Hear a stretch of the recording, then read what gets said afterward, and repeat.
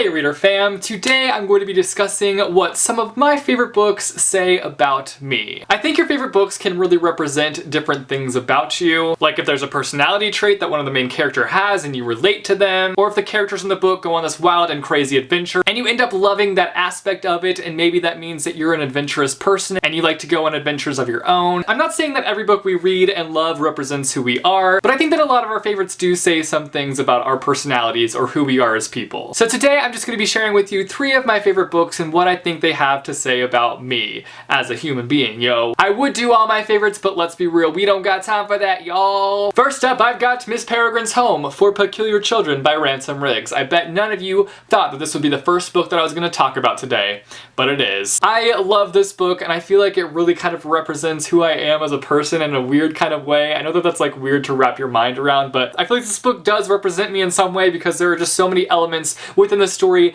that I feel like I kind of either relate to, or I just love, or there are things that I enjoy doing. I don't know, let's talk about this. Let's talk about it. So in this book, Jacob, our main character, goes on this adventure to unlock the mysterious past of his grandfather. And right there in that little description, that's something that I love doing. I love talking to my grandparents and learning about their lives and learning about their history. So I think that that shows how I'm curious, and it also kind of shows how I'm family oriented. Jacob also does some urban exploring in this book, and I used to love going urban exploring. I don't do it as much as I used to. Actually, I hardly ever do it anymore because I used to do it alone and it is creepy doing it alone. It's pretty much risky business if you do it on your own. I decided a few years back that I'm not going to do it anymore unless I have a partner in crime. So I think that that aspect kind of shows how I love exploring unique places. Another thing in this book is that Jacob becomes friends with these peculiar people. And though I might not surround myself with people who are like the peculiars in this book, I do feel like I surround myself with creative and unique people. And one of the last things that I have to say about this book is that it's filled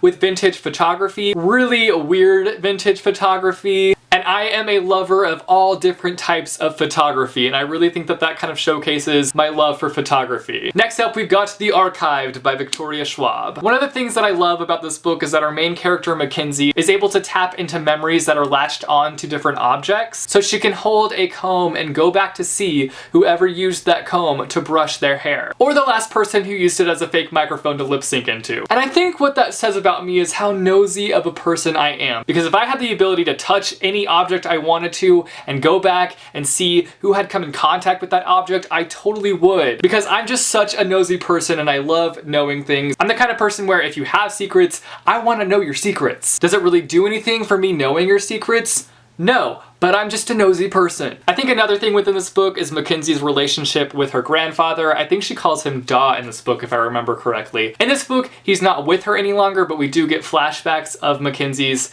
relationship with her grandfather and different conversations they had. And I loved that element because I have a relationship like that with my own grandparents. So it was really nice to see that kind of showcase. Another part of this book that I heavily relate to is just how crazy Mackenzie's life is, because she has the archived life and then she has her personal life, and she's somehow able to maintain and balance both of those lives.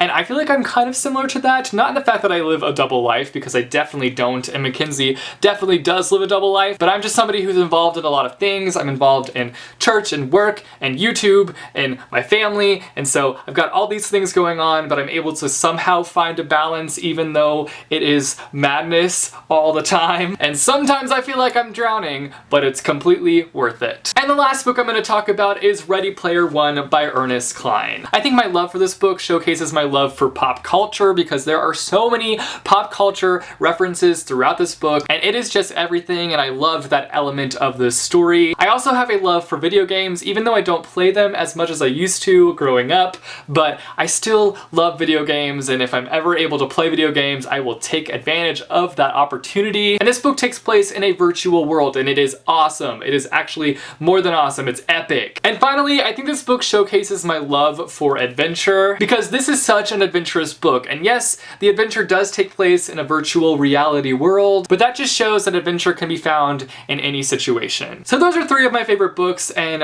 what I feel they say about me. I don't know if this video makes any sense. Now that I'm like finishing it, I'm like, did I make any sense throughout this video? But I'm gonna go ahead and post it because I feel like it's an interesting discussion topic. I'd love to know down below in the comments what you think your favorite books have to say about you. Also, if you like this video, be sure to give it a big thumbs up. I post videos every Monday, Wednesday, and Friday, so click subscribe if you want to be notified for when I post new videos.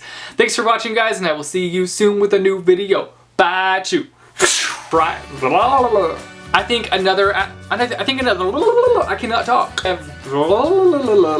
So those are 3 of my favorite books and what I feel like.